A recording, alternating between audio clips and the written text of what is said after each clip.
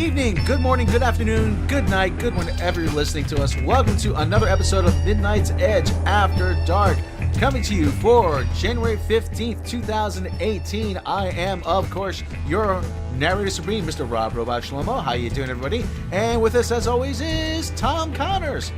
How are we doing, good sir? Oh, doing fantastic. And with us today, beaming in via subspace, is the Grand Poobah, André. Hey everyone, glad to be here. And we're always glad to have the Grand Poobah. We haven't done a show in a while. Let's just dive right in, shall we? Before we get into the news, though, something exciting came across my computer screen yesterday that I know, André, you're going to be really excited about, or probably have something to say about. What's this all about? Conan coming to Marvel. Oh, yes. Well, basically, if we go back, Conan the Barbarian did not originate in the 1982 movie starring Arnold Schwarzenegger.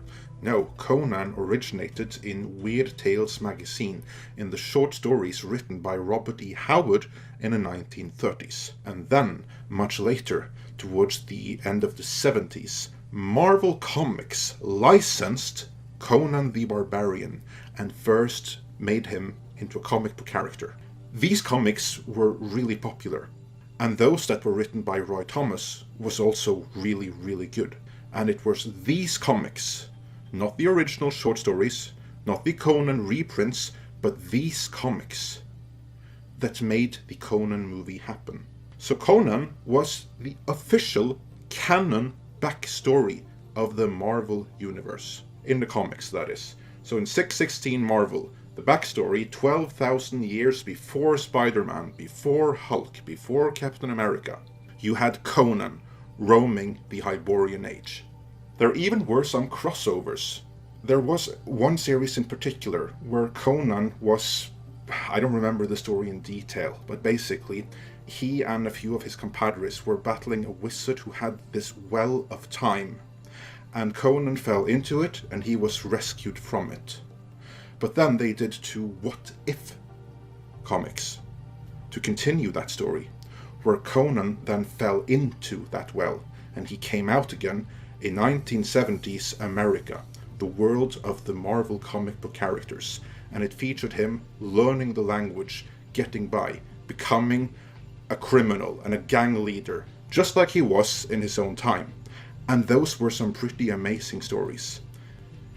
Eventually, though, the movies came out. Arnold Schwarzenegger completely and utterly shifted the public perception of what Conan was, and the comics started to take the shape of the movie, and they became unreadable as a result, until Roy Thomas returned to the title back in the 90s. But he didn't write it for very long, because Marvel basically cancelled the Conan comics in the late 90s. And then Dark Horse got the Conan license in 2004 and started doing their own Conan series, which is running to this day. It started really, really good with the first few volumes, but it kind of fell in quality after that. And now it has been announced that from 2019 onwards, Conan will return to the Marvel universe. So then I guess that he again will be the canon backstory, which I think is perfectly fine and really exciting. So for Dark Horse, I don't know if they gave the license back because the title wasn't selling enough, or if Marvel just paid a higher price for it. What do you think, guys? Maybe the rights were up and Marvel snuck in. That's a possibility. That would be my guess on that. I just think the license expired and Dark Horse probably wasn't going to renew it.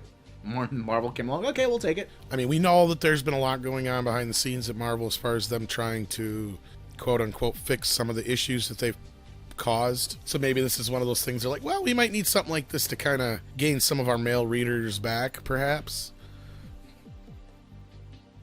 Yeah, what I think is really interesting, though, is that Marvel, they have original barbarian characters of their own.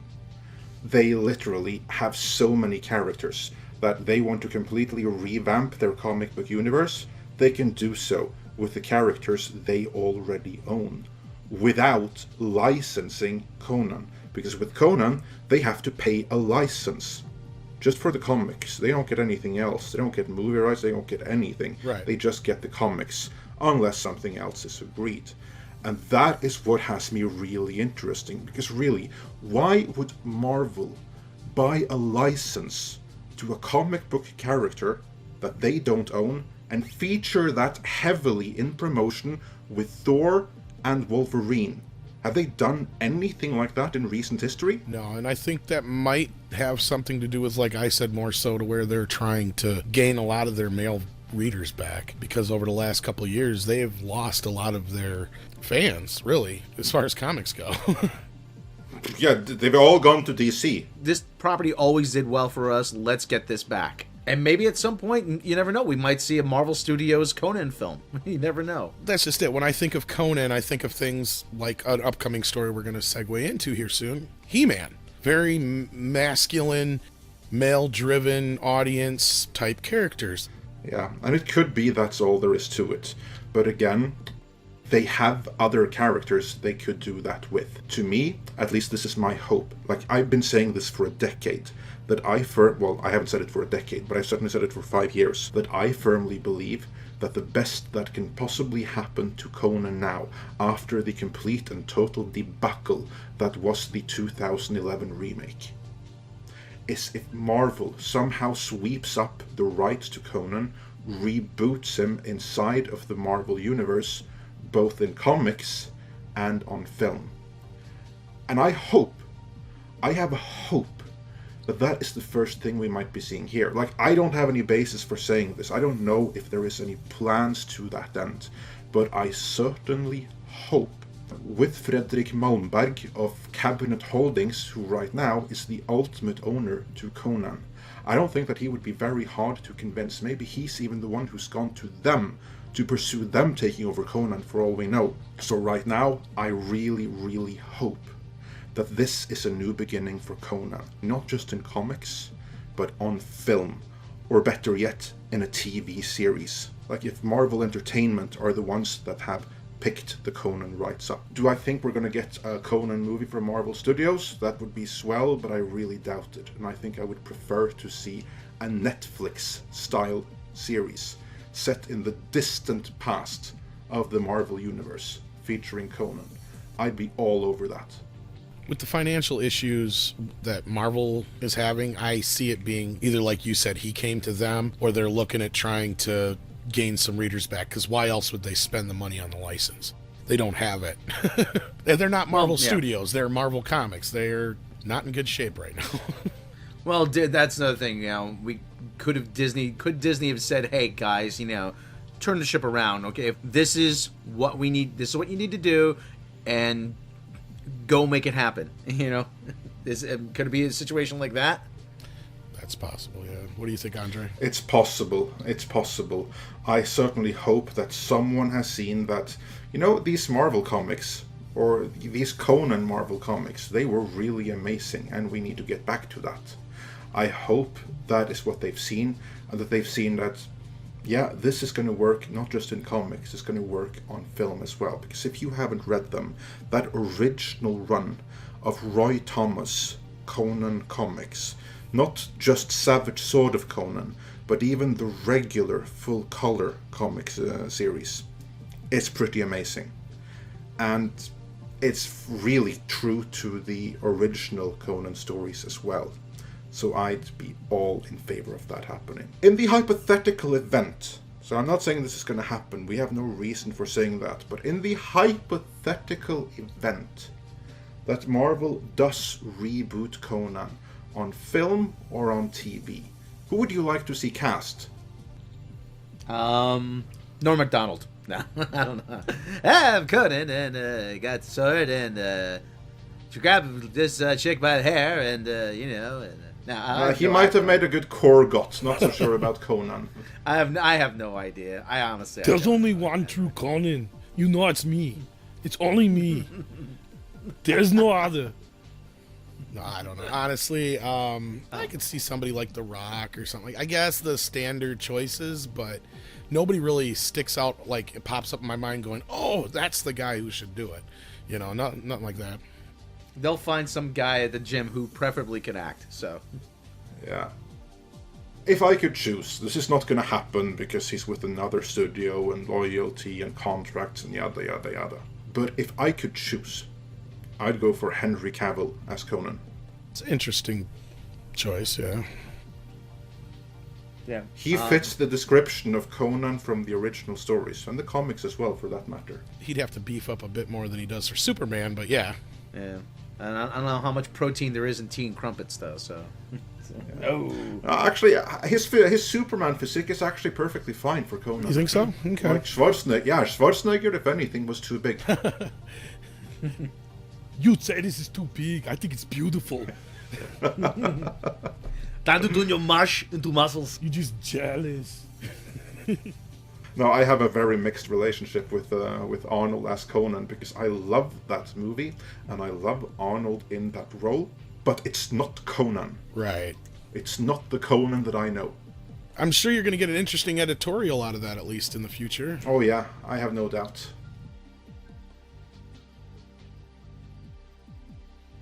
And speaking of editorials and things like that, and Conan and He-Man is something that we followed quite a bit here at Midnight's Edge, of course, because André and I are very huge fans.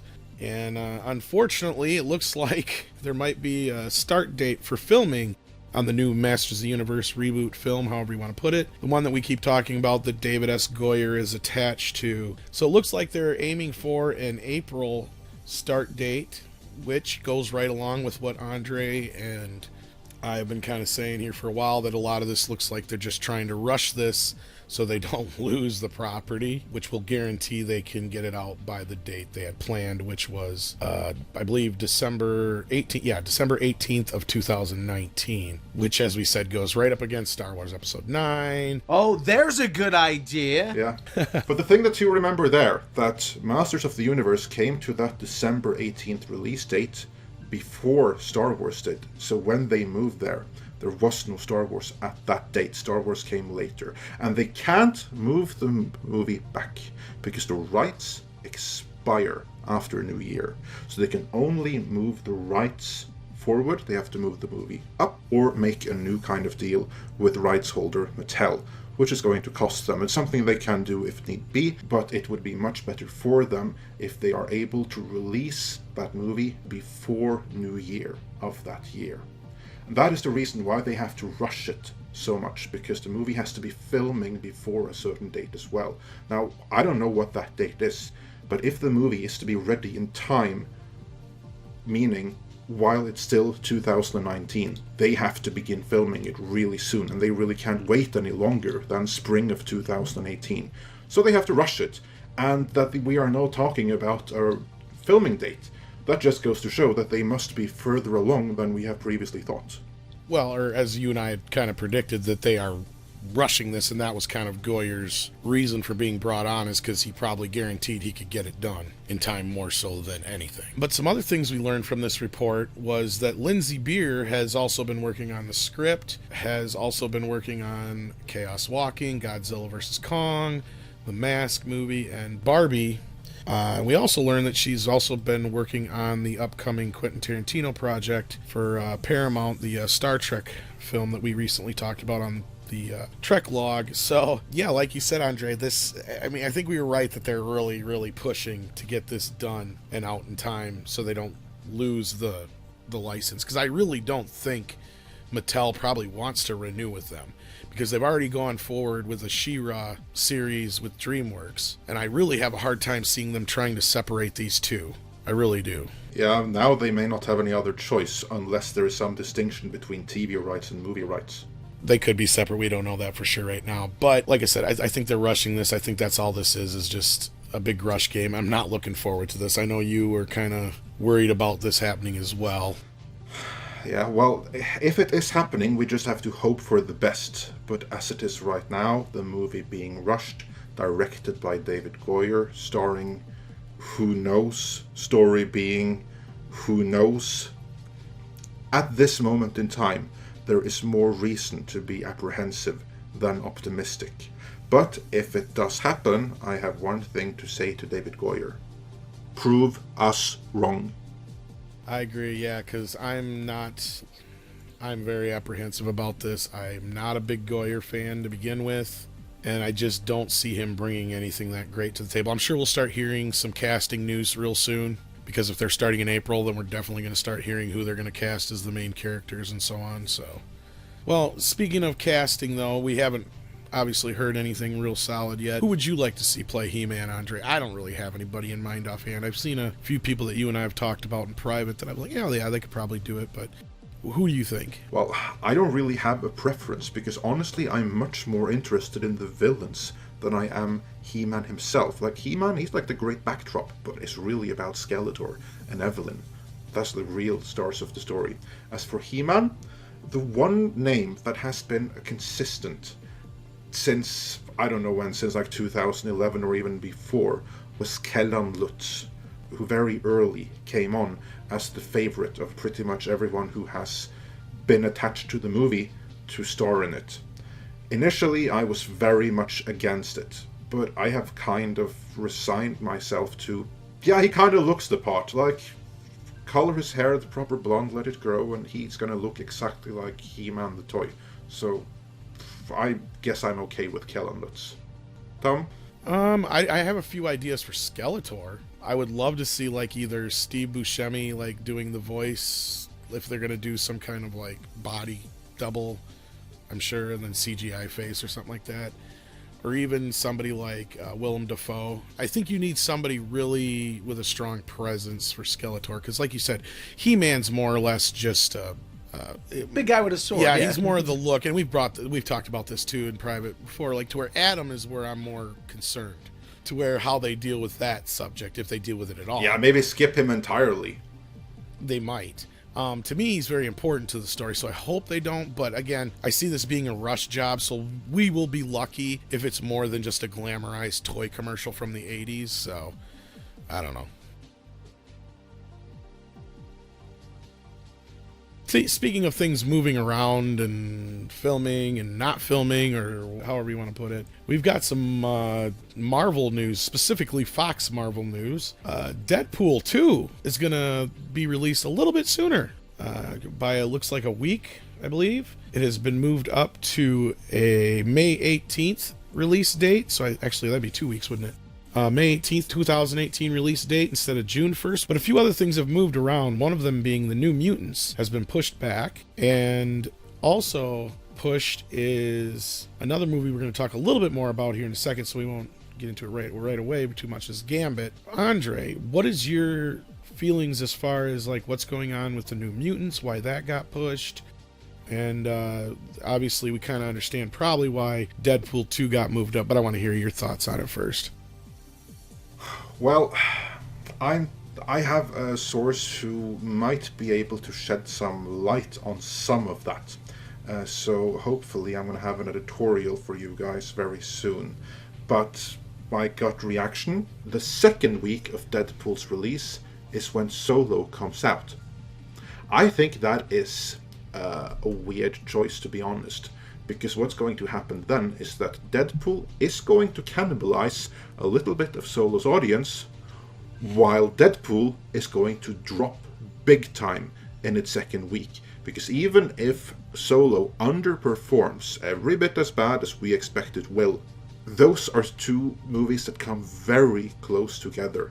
Little bit too close to comfort, and they are appealing to very much so the same audience. There's a huge overlap between the Marvel fan base, the Deadpool fan base, and the Star Wars fan base. So those two movies so close together, not a great idea. That seems puzzling to me. But hopefully I'll be able to shed some light on that in an editorial in a very near future. Guys, your thoughts on Deadpool before we move on? Rob? Looking forward to Deadpool. Looking forward to it. Not so much Han Solo. And if this move helps Kathleen Kennedy get fired, then so be it. So do you think... Just for the record, if a lot of people put this on Ryan, a lot of people put The Last Jedi on Rian Johnson, it's just as much Kathleen Kennedy's fault as it is his. And if you ruin something that I personally like, I will hate you forever. That's all I got to say about that. It could be, though.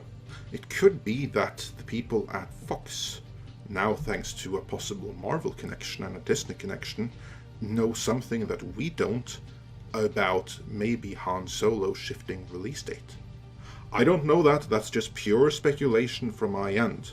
But if they got it through the grapevine that, that spot in May, yeah, that's going to be free of competition because we're moving Han Solo, then that Deadpool release date suddenly looks a hell of a lot more enticing.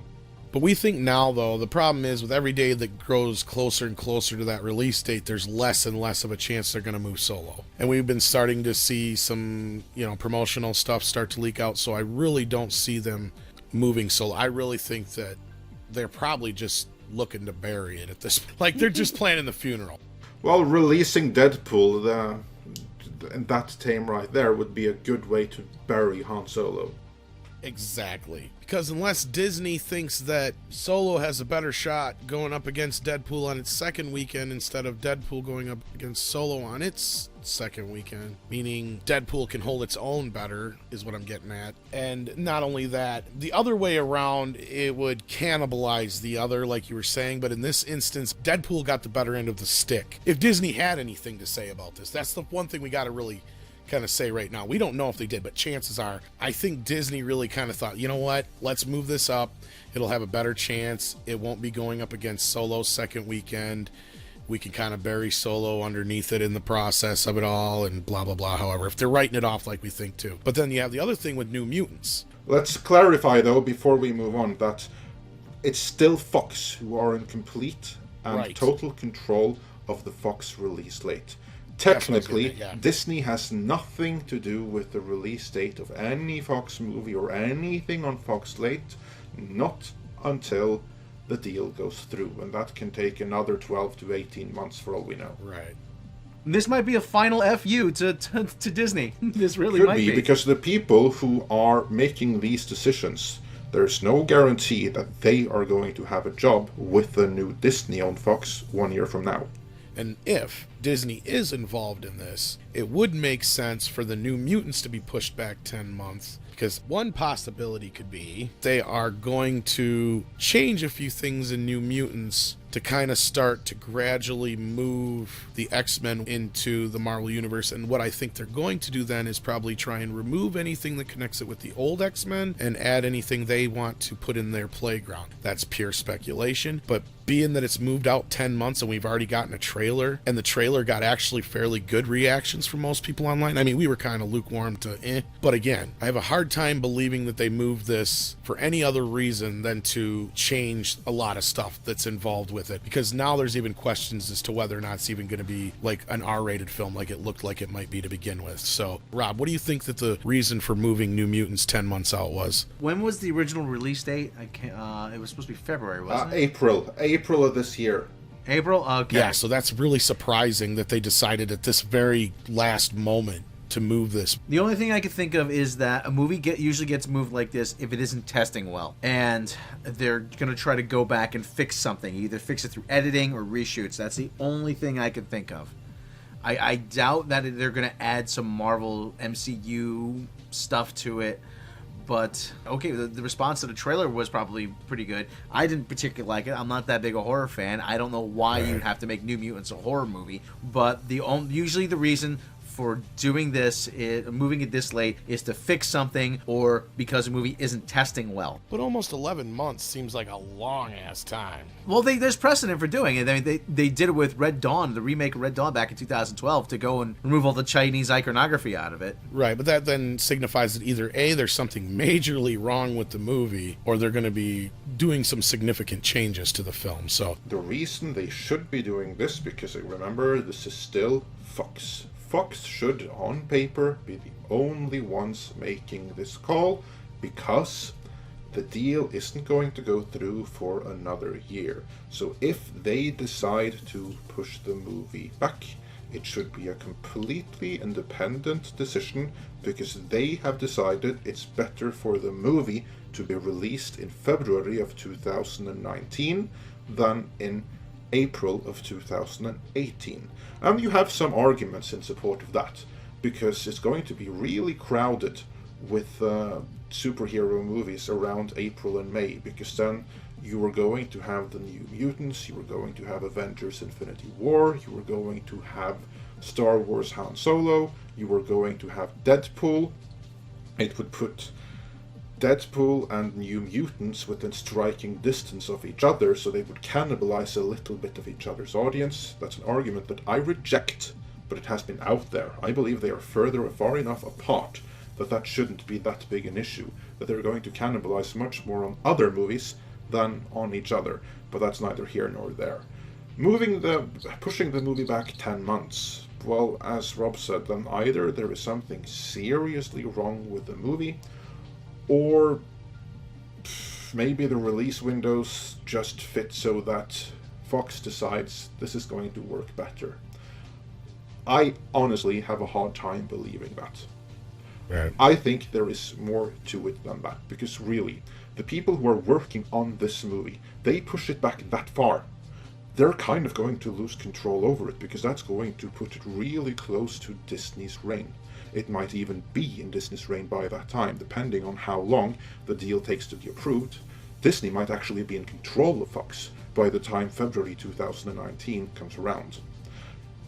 I don't know this, but I would not be surprised if Kevin Feige has given the Murdochs a call, or rather, maybe Kevin Feige contacted Iger or someone really high up in Disney and had them contact the Murdochs on his behalf and said, "Hey, Rupert, do me a solid." And then some executive decision was made to push the New Mutants back so far that it might be Disney's problem, or rather Disney's movie, to bury. That's one thing I was going to point out too, is, there's that other possibility we could speculate about, and that is that, much like the Sony Spider-Man deal, there could be some goodwill between the two studios now that, in light of the sale, they might be allowing the Marvel team to come over and tinker with things. That's a very good possibility as well. I mean, of course, again, that's all speculatory, and all of this that we're talking about is speculatory, but that's just one other thing I want to throw out there as well before we move on. Yeah. I don't think that they're going to let the Marvel team go and tinker with anything, because honestly, I think that the Marvel team, they want to scrap everything outside of Deadpool. My hunch is they're going to move over Deadpool exactly as is and reboot around it. X-Men Phoenix is not going to fit in with their plans. New Mutants is not going to fit in with their plans. These are movies that are in the can and made, so they have to be released one way or the other. But if it was up to Kevin Feige, I think that he would rather bury them theatrically and just push them back until Disney's streaming service is up and running and save them for exclusives there. That would not surprise me, because what he does not want is more brand confusion, that there are shitloads of new X-Men movies just before Marvel are going to do their own reboot of the X-Men. And is there a good relation between Fox and Disney?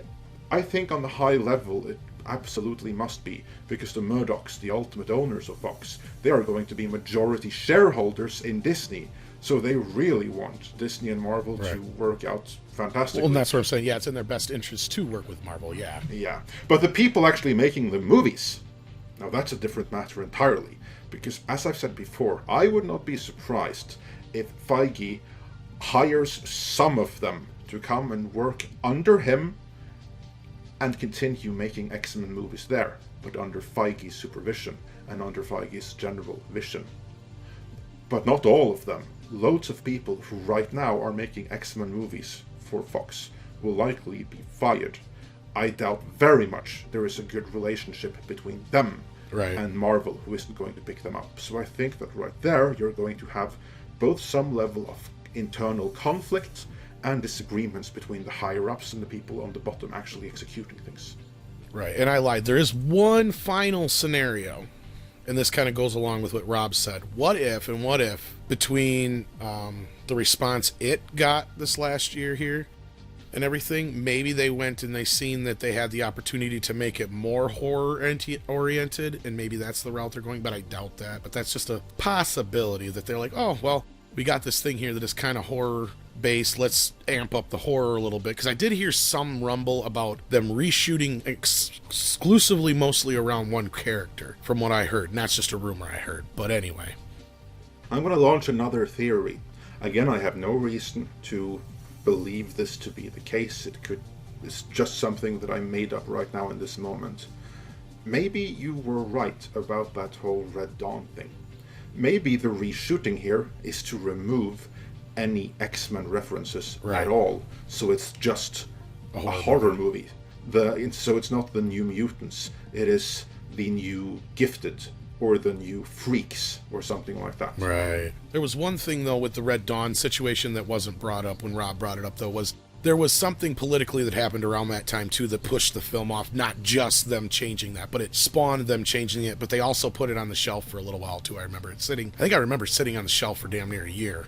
No, more than that. It's like 2-3 years or something. Yeah, it was like one of those situations to where that's a rare case. But in this point, to where we're not even 2 months out from when it was supposed to be released. This is unheard of in Hollywood usually, to where they do it this close to release. This is crazy, but yeah. Oh, and speaking of Marvel moving stuff around, this is one that we're not real surprised about, of course. Gore Verbinski has left Gambit. Another director gone. This just... Dun, dun, dun. Another one bites dust. Dun, dun, dun, dun, dun. Really, this is something that I have nothing to go on as far as actual proof, but I really think this is the final nail in Gambit's coffin. I really think that this is, along with a lot of stuff we were just talking about here, was another choice possibly made to be like, well, this just isn't going to fit in with what we're doing. I think they're going to cut Channing Tatum a check and call it a day. What do you guys think? Thank you for your time. Yeah, thank you for your time. Please, just let's pull the plug on this, please. Just, this is not it. It isn't. It is an interesting story about how not to make a movie, and not how, not as an object lesson about how to do things differently, but how you do not make a movie. You know what I mean? André? Yeah, well, really, who is surprised? And who wanted the movie to begin with? Yeah, I'm sure there's some people there who wanted it, and Fox has shown that they actually can make, if they hire the right people, that is. If they hire the right people, they can make some amazing movies. The problem facing Gambit is that, unlike Deadpool, that already had a creative team that was fighting tooth and nail for years to make Deadpool, or Logan, which already had a director on board who had a story that he wanted to tell. He even planted seeds for that story in The Wolverine, the 2013 or 14 or whatever it was, predecessor to that movie. So there you had a creative team who had a very clear vision and a very clear story that they wanted to tell. This, on the other hand, seems that someone higher up have decided, you know what, let's do a Gambit movie. Who do we know who can do this? And then there's been a revolving door of directors. Because I think that the people who wanted to make the movie, not because they had a clear vision or something, they just chopped it out to someone, hoping that they could come up with a take or something. That seemingly no one has. Which leads me to think that the movie, if made, would have been a disaster. So I'm very happy that it's not being made, especially with Gore Verbinski, because I have to say I actually really like Gore Verbinski as a director. Most of the movies he has made, I like. Even The Lone Ranger. I actually like The Lone Ranger. What's wrong with you? Yeah. I like The Rat Race too. I don't like his last two Pirates of the Rat Race Caribbean was movies. okay, They but suck. what the fuck, man? Lone Ranger? Yeah, really, I like it. I can't help it, but I actually like that I movie. tried to like Okay, it. all right, cool. But- It falls right into the Wow. guilty I like- pleasure hey, category. Let's stress that. Hey, I like Sahara. Okay. And I like Howard the Duck, so whatever. Yeah, we've all got We've those. all got those movies, but basically one of No, my no, guilty it's- pleasures is The Lone Ranger. Yeah, it goes on for way too long, but it's ambitious, but basically what it goes to show is that Gore Verbinski, he really knows the art of wasting money, and shitloads of them. And The Lone Ranger, it was even going to be much more expensive, because they had to delete the scenes from the script with the werewolf bunnies. Because those bunnies in the movie, they were going to be like monsters with fight sequences and everything. Oh, fuck. And that movie, Gambit, it was rumored to have like $100 million plus budget. And with Gore Verbinski, well, that budget, $100 million, that goes out the window. Like $200 million, you can write that off right away. It's going to be a massive flop. And it's such a joke, because like a Gambit movie, yeah, maybe there is a Gambit movie that is great that's waiting to be made, but in no universe does it cost more than 30 million tops. So this movie being done, oh, fantastic, great. That's the best decision Fox has made in a long time. I picture how this movie got slated to be made. There was a meeting, and they were all, okay, what we got? Okay, we got this, Wolverine, we got Logan, okay. We need another movie. Who else? What are the characters? Gambit? Gambit, everybody okay with Gambit? Yeah, okay, Gambit. Well, if I'm not mistaken, I'm sure you guys remember, this goes all the way fucking back to the Wolverine movie when all of a sudden they decided we're going to make a bunch of spin-off movies, and it was a Magneto movie which turned into First Class, the Wolverine movie, and wasn't that the whole thing with Taylor Kish, or whatever his character being in it, was they were going to spin off a Gambit movie with his character off of that film. And that was, the whole thing there. And I think that's the thing, is this has been hang around since then, if I remember right. So that's like 10 years on now that this thing's been in and out of development hell. So it's about time to pull the plug. I think it got in again after Deadpool when they saw, oh wait, like in X-Men Origins, we really fucked over Deadpool and see how successful that was.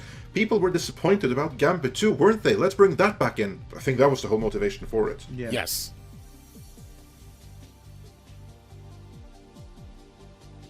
But anyway, what do you got for us in the roundup there, Rob? Ladies and gentlemen, for the roundup. Well, buckaroos, time to saddle up that horse and head out. We gonna have ourselves roundup. Yeehaw! I'm channeling Morgan Kane there, André, for you. Great horny toads. Okay, I'm very grateful for that. Morgan Kane is awesome.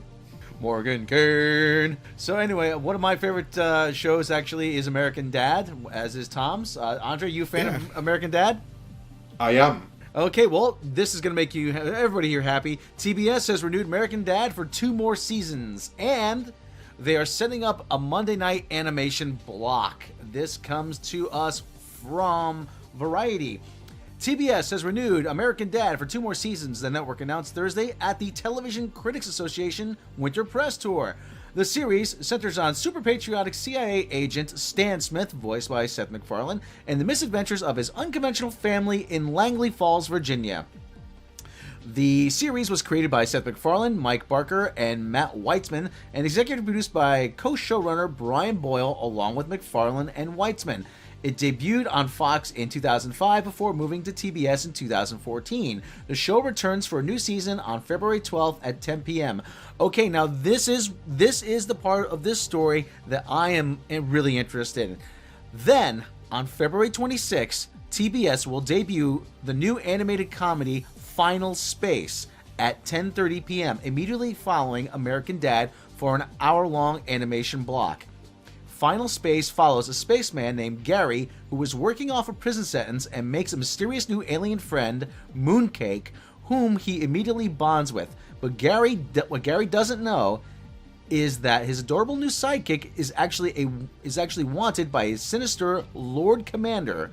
That's the guy's name, actually, Lord Commander, who will stop at nothing to use Mooncake's untapped powers for evil.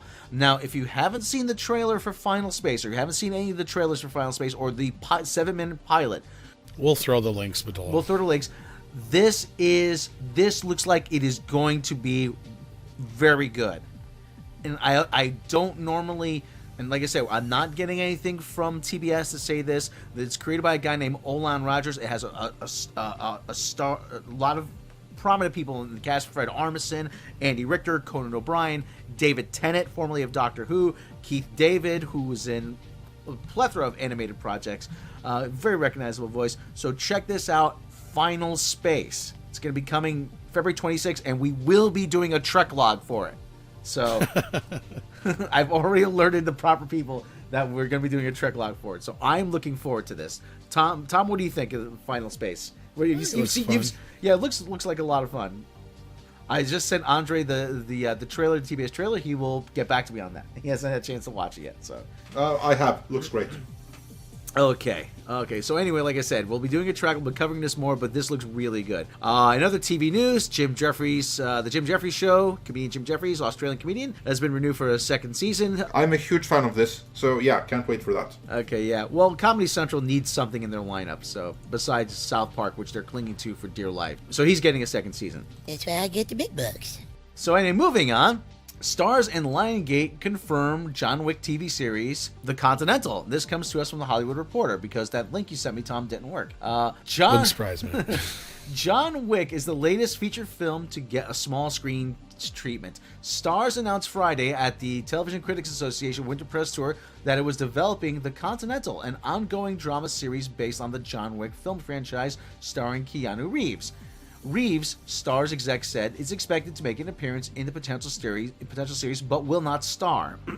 Chris Collins from Sons of Anarchy, The Wire, and Man in the High Castle will pen the script and serve as showrunner should the drama move forward. The original film's creative team is on board for the TV offshoot, with Thunder Road Pictures' Basil Iwanek, I'm pronouncing that right, who will produce the first two features and serve in the same capacity on the forthcoming third. Basil Iwanek leads an executive producing team that also includes Chad Stahelski, who directed the first two and is returning for the third, original franchise screenwriter Derek Kolstad, Collins, David Leitch, who directed the original, and Reeves. Stahelski will direct the premiere of The Continental should the script move forward. So, okay. And actually, we have news from Sony. Sony's actually had a bit of success lately. That Jumanji money. Jumanji! Anyway, springboarding off of Jumanji, Sony's next Men in Black movie is eyeing forward a May shoot in London. So if you're living in London, maybe you get some casting work as an extra. In September, Deadline reported that Sony Pictures would be moving forward with the fourth Men in Black film with Iron Man screenwriters Matt Holloway and Art Markham. Neither Will Smith or Tommy Lee Jones are returning and would unlikely be the 21 Jump Street crossover, instead focusing on new characters. Sony also dated the release date May 17, 2019, going head-to-head with John Wick Chapter 3. So, getting some more of that Men in Black money, but apparently Will Smith is not involved. I am surprised it's not a full-on reboot, but yeah.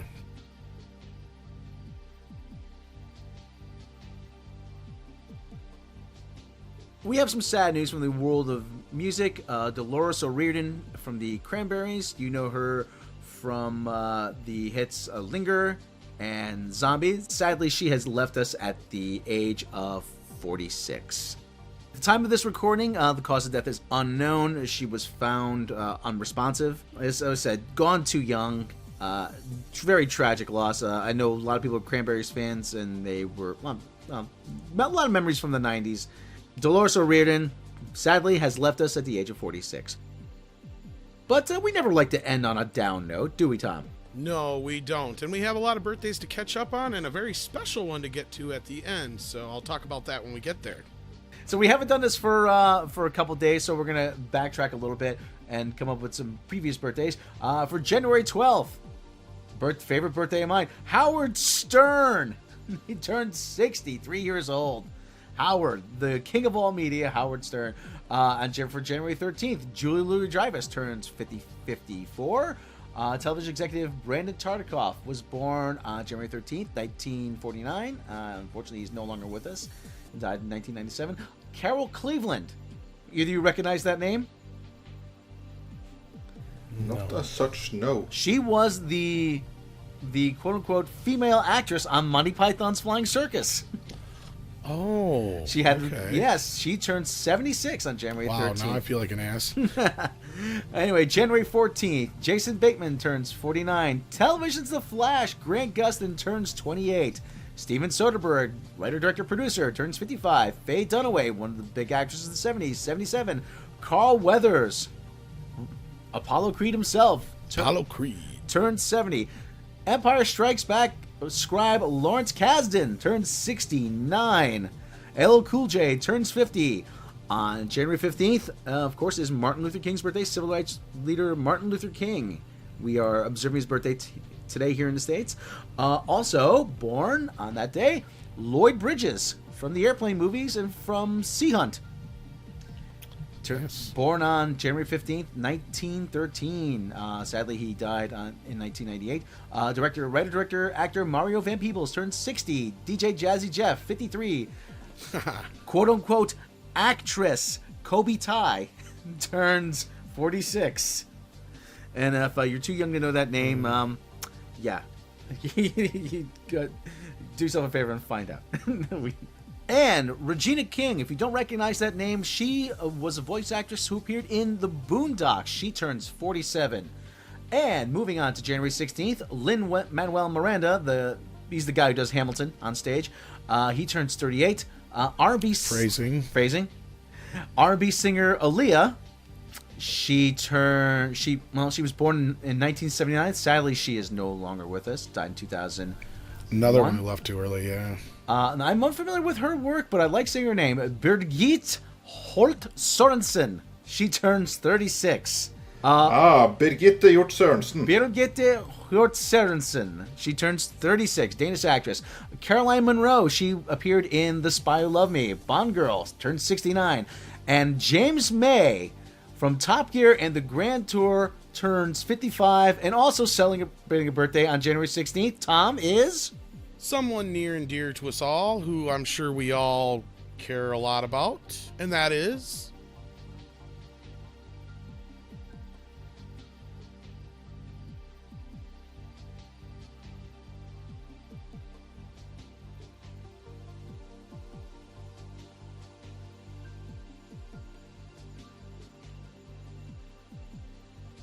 with himself as far as his craft, but he knows he's good, you know what I mean? It's just, yeah, he's just great. And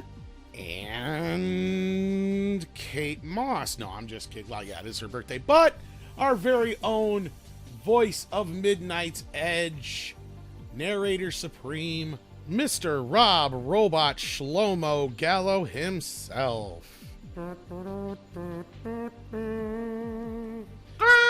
so You turned 27, right? That's right. Yes. Actually, I turned 200. But I've tapped into that twilight, sparkly vampire blood. So that's. But anyway, if you want to wish us a happy birthday, and if you want to wish, and if you enjoy the show, why not celebrate with me by clicking subscribe? Wouldn't you say that's the right way to celebrate my birthday? That is a great way to celebrate Rob, Narrator Supreme. Yes, and by clicking subscribe, you'll be notified of all the latest content that is uploaded. And if you really like the show, then do us a solid, please, and support us on Patreon. Patreon supporters will receive all kinds of bonuses.